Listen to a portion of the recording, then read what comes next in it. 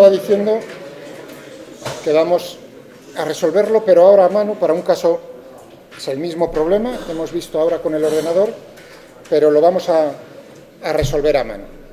Fijaos que teníamos un sistema de ecuaciones acoplado, entonces la cuestión es cómo lo desacoplamos o cómo lo ponemos de una forma que podamos resolverlo de una manera sencilla. Con los parámetros, en el enunciado tal como lo veis aquí, va a resultar todavía más sencillo. Muy bien. Cojámonos, entonces. Tenemos lo mismo que en el caso anterior, tenemos tres fuerzas, la real, que es la fuerza elástica, y luego tenemos pues la fuerza de Coriolis y la fuerza centrífuga. ¿De acuerdo? De tal manera que si hacemos exactamente todo como lo hemos hecho, tendríamos las expresiones exactamente las mismas que antes. Te lo tengo aquí delante, m omega cuadrado por x, bueno, el orden es un poco diferente, lo tengo aquí en el papel, m omega por y punto, y esto para la coordenada y tendríamos menos k por y más m omega cuadrado y menos 2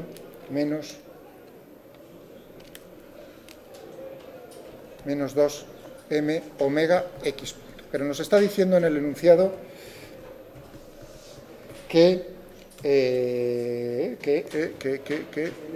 m omega cuadrado es igual a k.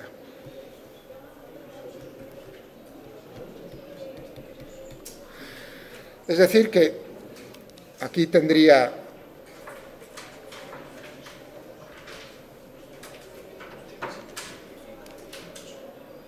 k y k. ¿Estamos de acuerdo? Ahí veis que está ajustado el sistema de tal manera que de los tres términos que tenía a la derecha, dos se me van y me queda pues una expresión mucho más sencilla. Ahora por aquí ya más rápidamente. Vamos a ponerlo aquí. 2.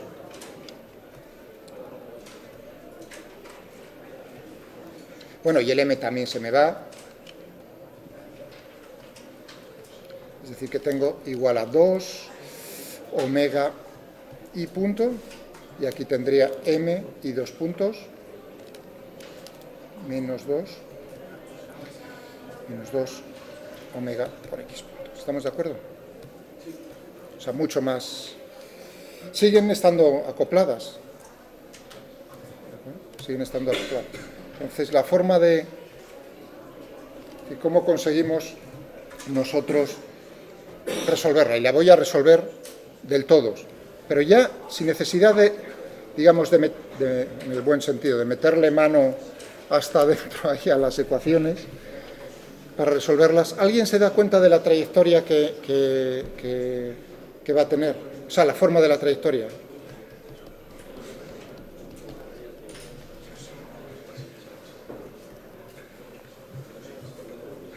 O sea, simplemente a la vista de esto. Ya digo que no me voy a quedar en eso, pero cualitativamente ya vamos a llegar a la respuesta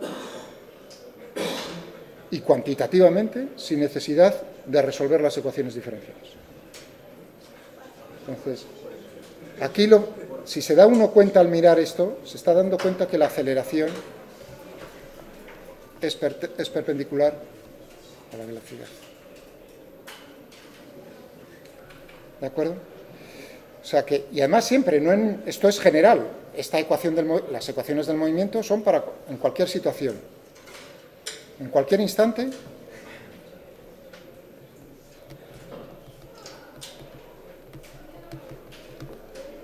la aceleración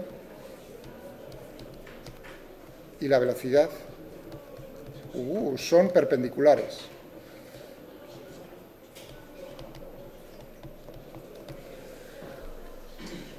¿Qué significa eso? Claro que la aceleración va a cambiar la velocidad. ¿Va a cambiar el módulo de la velocidad? No. Solo va a cambiar la dirección del vector velocidad. El módulo no lo cambia.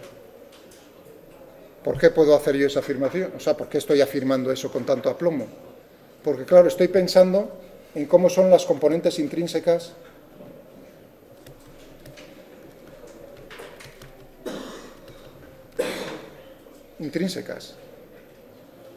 de la aceleración. Tendría una aceleración que es la componente centrípeta y una componente tangencial, ¿no? Pero claro, si en todo instante la aceleración y la velocidad son perpendiculares, esto es cero. Eso significa que la derivada de v con respecto a t es cero. Eso implica que v es constante. ¿De acuerdo? ¿Os habéis dado cuenta de que son perpendiculares, sí o no? No me lo creo. Así, en buen ambiente, vamos. Lo habéis visto todos, que es lo que tendréis que hacer, multiplicar escalarmente. Fijaos que tenéis la componente x de la aceleración, la componente y, esto lo tendríais que multiplicar escalarmente por la velocidad, que tendríamos x punto y punto. Esto por x punto, que es la componente x, más esto por y punto, que sería la componente. Y resulta que tenemos la misma expresión con signo cambiado, por lo tanto es cero. ¿Estamos de acuerdo? O sea que cuando he dicho esto es...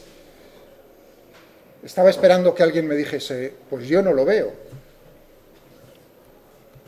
Me alegro de que lo vieseis todos tan claro. ¿De acuerdo? Y eso en cualquier situación. En cualquier instante la aceleración y la velocidad son perpendiculares. Claro, uno está diciendo, no cambia el módulo de la velocidad. Y además está cambiando la aceleración. Si no cambia el módulo de la velocidad, la aceleración también, el módulo va a ser la misma.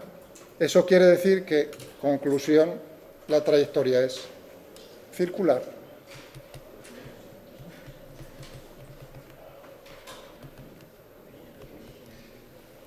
La trayectoria es circular. Muy bien. Pero es más, es circular, ¿y de qué radio?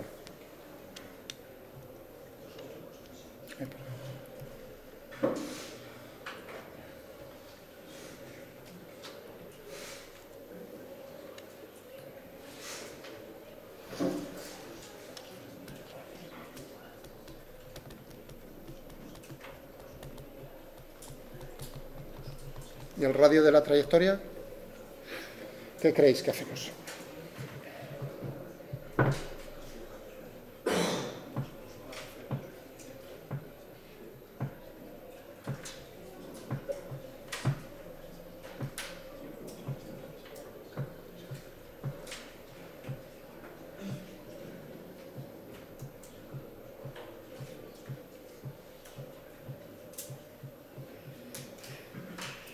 A ver, ¿alguna idea?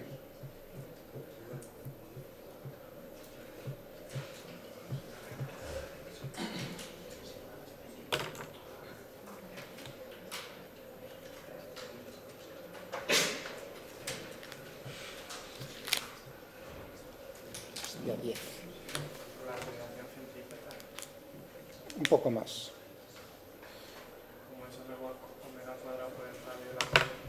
A ver, perdona. Si la aceleración centrípeta es omega al cuadrado por el radio de la trayectoria, tienes las aceleraciones.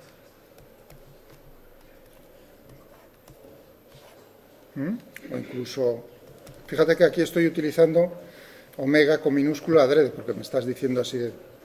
Muy bien. O incluso el módulo de la velocidad al cuadrado. Muy bien, por ahí vamos bien.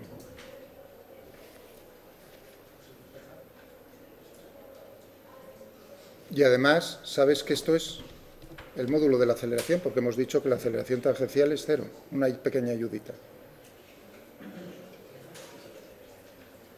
Entonces, Marcos, tienes ahí delante la aceleración, ¿no? Cógete la aceleración, la tienes ahí delante. Claro, entonces esto será, ¿no? La componente X.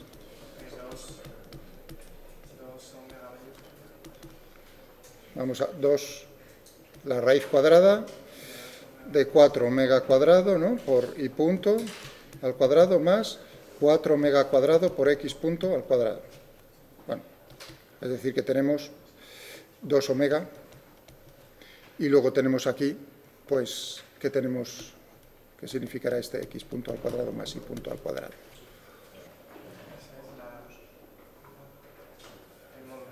Muy bien, el módulo de la velocidad.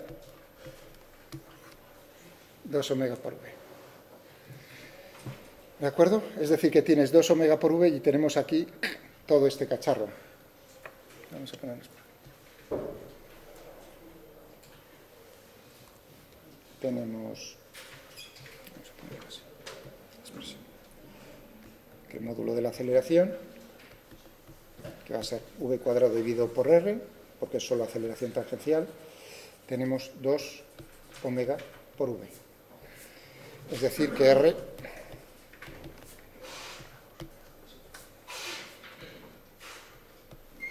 por 2 omega. Pero claro, la velocidad, el módulo de la velocidad cambia. La velocidad inicial era omega 0.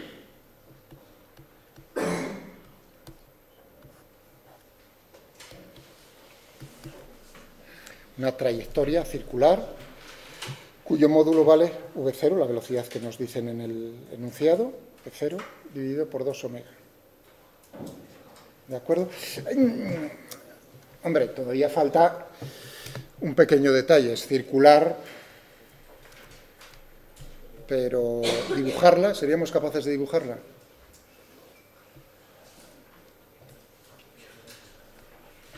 Hemos dicho que es que no se me olvide. Entonces tendríamos aquí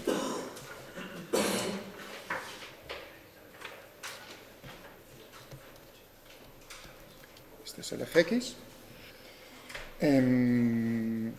y ahora hay que, no lo dice el enunciado porque ahí dejaba mano libre en el sentido de decir tú decides el v0 hacia dónde me lo quieres poner, ¿de acuerdo? En el instante inicial se encuentra en el origen de coordenadas. Entonces, si queréis, utilizo la misma velocidad que antes. Supongamos que sale hacia arriba, v0. ¿Hacia dónde? Y nos está diciendo, omega es antihorario, visto desde arriba, ¿no? Está girando de esta manera. ¿De acuerdo? Entonces, ¿hacia dónde va a actuar la fuerza de Coriolis? Porque eso nos va a decir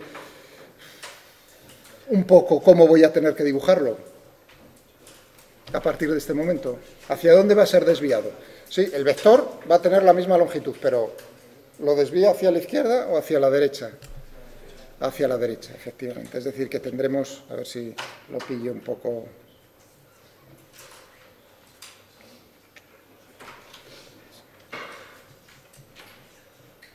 Esta será centro y el radio, pues, lo que acabamos nosotros de hallar. Esa sería, no lo he resuelto, o sea, digamos, solo he dicho cualitativa y cuantitativamente. Claro, queda, digamos, el sinsabor. Físicamente es más bonito así, que poner la maquinaria pesada de decir, bueno, olvídate de la física y resuelve las ecuaciones diferenciales, o sea, pasamos a la otra asignatura. Es más bonito de esta manera, razonar, decir, ¿qué tipo de trayectoria? Ah, resulta que la aceleración y la velocidad son siempre perpendiculares, ese era el momento delicado de verlo ahí, en las ecuaciones.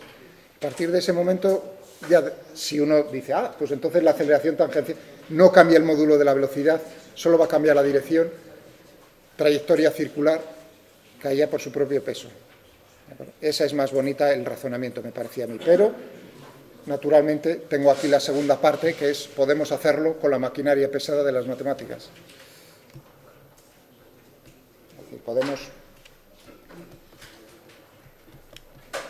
llegar también matemáticamente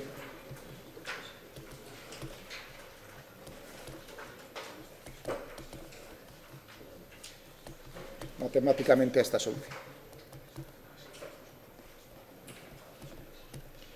Integrando, naturalmente, ahí ya nos queda, la maquinaria pesada es integrando las ecuaciones del movimiento.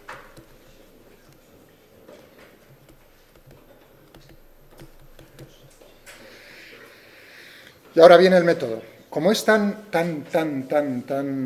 o sea, aparece tantas veces ya, nos ha aparecido aquí en la asignatura, ¿no? Pues cuando estamos con los osciladores amortiguados, pues ya ha sido un momento en el que digo, pues vamos a resolverlo en el espacio complejo. O sea, eso es, aparece ese, por eso los números complejos tienen una aplicación en física y por eso se explican en matemáticas tanto también. O sea, en la técnica, en circuitos, ¿no? Andan ahí todo el rato con los números complejos arriba y abajo. Realmente la razón es la misma que aquí en mi asignatura de mecánica, que las ecuaciones que describen ese tipo de circuitos pues son del mismo estilo. Entonces los métodos de resolverlo son iguales. ¿Entendido? Muy bien. Teníamos aquí nuestras ecuaciones. Otra vez. X 2 puntos, 2 omega y punto. E y 2 puntos igual a menos 2 omega x punto. Estas serán. Bueno, pues entonces paso al espacio complejo. Oh, qué mal. El espacio complejo. Y voy a crearme un número complejo z que va a ser, pues, justo x, la componente x, más y veces la componente y. Casi, digamos, uno de manera natural tendría que escogerlo así, porque está viendo el plano complejo. Un eje, la parte real eje x, la parte imaginaria el eje y. Es decir, que al verlo uno, siempre en este tipo de problemas bidimensionales, dice, anda, pues mira, ¿y por qué no me paso ya directamente? Realmente ahí, ¿qué es lo que estaríamos haciendo? Es resolverlo, si ahora vamos a utilizar los números complejos en su forma polar, si siguiésemos ese camino, entonces realmente ¿qué estamos escogiendo? Coordenadas polares, ¿entendéis? Es decir, que hay una equivalencia, uno puede cogerse ahora los números complejos, y que es lo que voy a hacer, pero en el fondo uno estaría diciendo, anda, ¿y por qué no pasamos a coordenadas polares y lo resolvemos con coordenadas polares? Pues también podría hacerlo. En el fondo es lo mismo, es lo único que os quiero llamar la atención sobre ello. Bueno, entonces necesitamos, ¿cuánto es z punto? X punto más y punto, z 2 puntos, x 2 puntos más y 2 puntos. Y darse cuenta, entonces, que esta expresión va a ser z 2 puntos, si yo aquí le añado un i, el número complejo puro, pues tendremos z 2 puntos igual a x 2 puntos más y 2 puntos, que va a ser igual a 2 omega, voy a borrar aquí esto, así sigo hacia la derecha, 2 omega por y punto menos y x punto. Y esto no es nada más que 2 omega y por z punto. Ahí es el momento en el que uno dice, ya está, liquidado. O sea, ahora ya este es el momento. Habría otras formas también de poder desacoplarlas. Una forma, os abro un paréntesis ahora, otra forma sería decir, fijaos que aquí x 2 puntos depende de y punto, si yo tuviese y 2 puntos aquí podría utilizar esta expresión, ¿qué creéis que sería? Derivo esta con respecto al tiempo y tendría x 3 puntos igual a 2 omega y 2 puntos, lo que significa, o sea que ahora aquí como una especie de paréntesis tendría x 3 puntos igual a 2 omega y 2 puntos. Pero claro, 2 omega y 2 puntos, ahora ya directamente tengo la expresión. Sería sustituir menos 2 omega x punto. Esa es otra forma de desacoplarlas en este caso. ¿De acuerdo? Entonces, punto suspensivo se podría resolver, claro, para x, y luego pues uno pasa ahí y lo liquida. Pero bueno, estamos con los números complejos, pues sigamos por ahí. Entonces ahora tenemos, integrando esto, ¿cómo lo podemos... ¿Qué podríamos hacer aquí? Pues tenemos la derivada de z punto con respecto al tiempo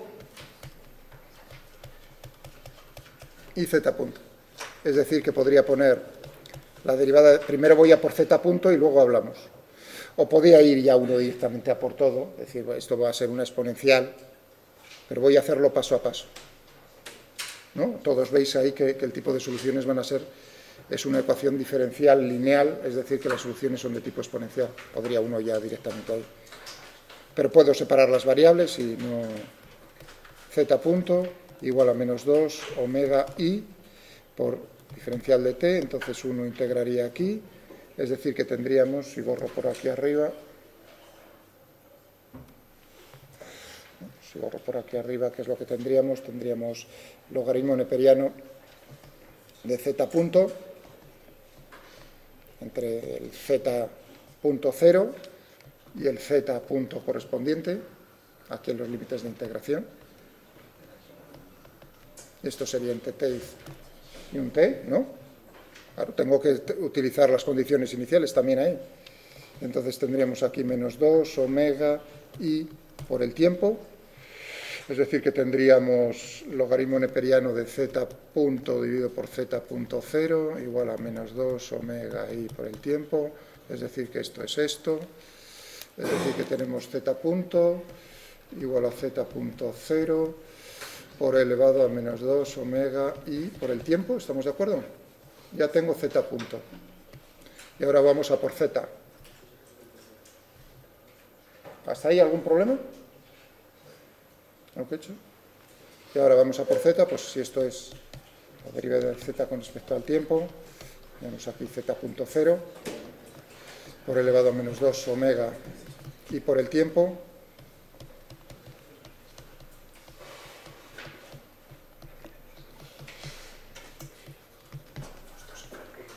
ras, y ahora tendríamos aquí entre z0 que es 0, recordáis que lo lanzamos desde el origen de coordenadas, es decir que tendría aquí un 0, ¿no?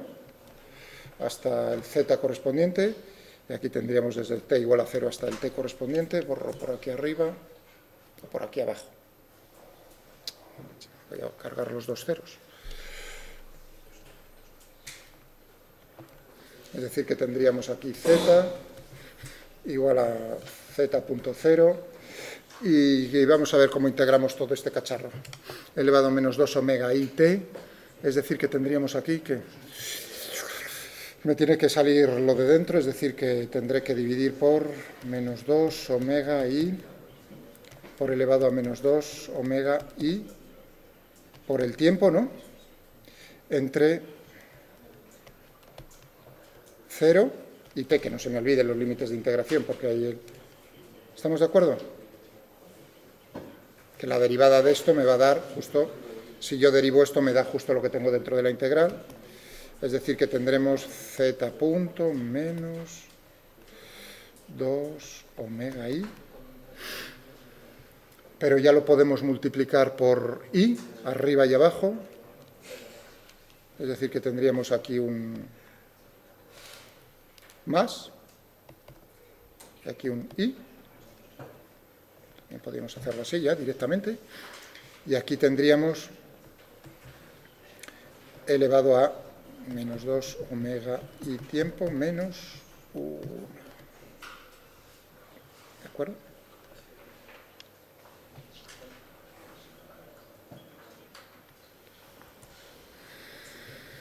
Muy bien. Y ahora es darse cuenta, ahora hay que pasar al espacio real. Al espacio real. Y aquí tenemos, esto es el z punto 0, perdón. Entonces aquí simplemente pasaríamos a coger la componente x, la componente y, la parte real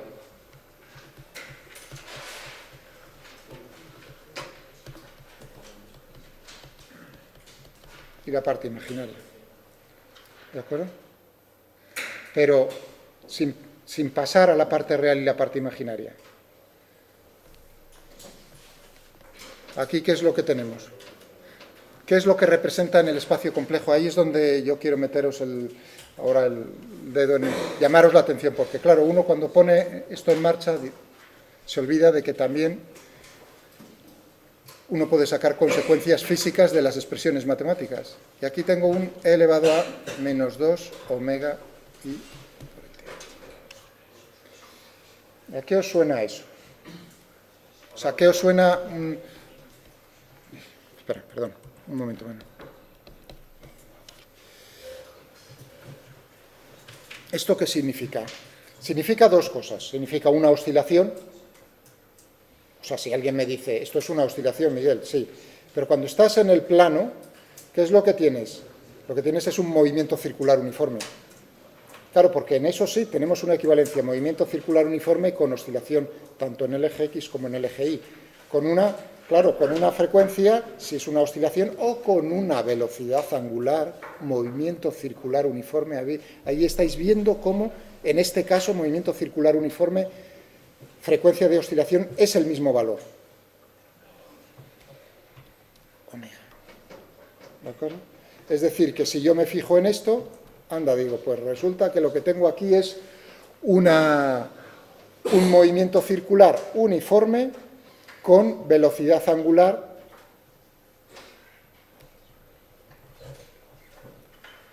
dos omega en módulo. El signo menos, ¿qué significa?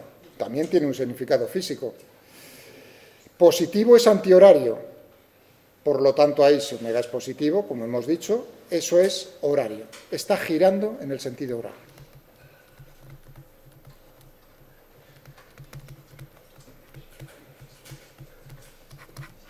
¿De acuerdo? Con esa velocidad angular que es 2 omega. En módulo que es justo la consecuencia, la conclusión que habíamos llegado antes, mirando simplemente las expresiones. ¿Entendido?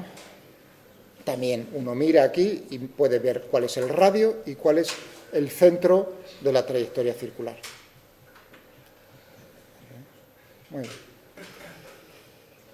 Este era nuestro problemilla el año pasado. ¿Alguna cuestión respecto a esto?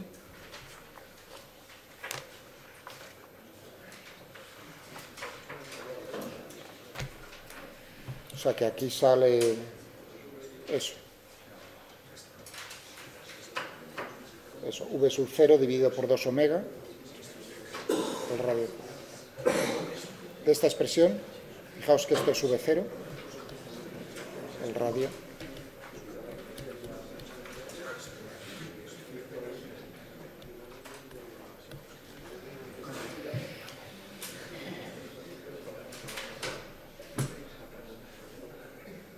¿Entendido? Fijaos que entonces ahí es fijarse, me he fijado por un lado en la parte, o sea, la exponencial me está diciendo el giro, pero el radio naturalmente es lo que tengo delante de la exponencial. O sea, otra vez estoy mirando ahí en los números complejos en la forma polar de la expresión. O sea, si yo tengo un número z, yo siempre lo puedo poner como r elevado a i tita. Claro, el tita depende del tiempo. Es un movimiento circular uniforme. Esto es constante por el tiempo. Es lineal en el tiempo. Por lo tanto, es un movimiento circular uniforme. Y el radio, pues es lo que tengo delante, en el espacio complejo. Es decir, simplemente tengo que mirar y ver cuánto vale el cacharro ese. ¿De acuerdo? Z.0, ¿cuánto vale? En el espacio complejo. Z.0 en el espacio, porque estoy trabajando todavía en complejos. Pero yo quiero que me digáis exactamente Z.0 qué expresión tengo que poner. Tal y como he puesto yo la velocidad a lo largo del eje, digamos.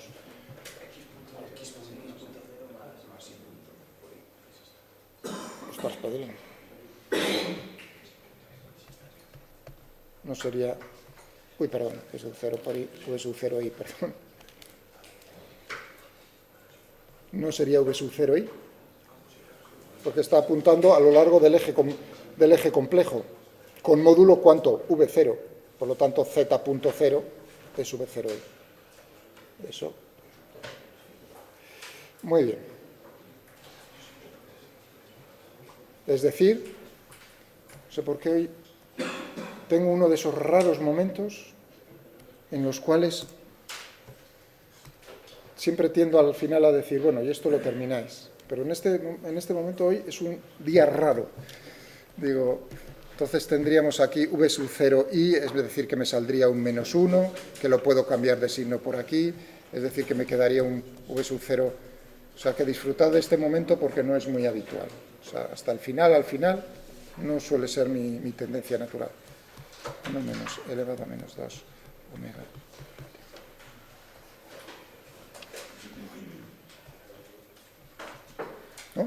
Eso es lo que acabo de decir. Fijaos que he cambiado el signo porque sube su 0i, por otro i es un -1. Líquido. Ahora no es ningún pesado, sino que es la alarma. ¿Alguna duda sobre esto? ¿Cuál es, por lo menos para dejar, quedan ahí unos minutos, para dejar, a ver, qué otro problema teníamos? Teníamos dos, el del péndulo de Foucault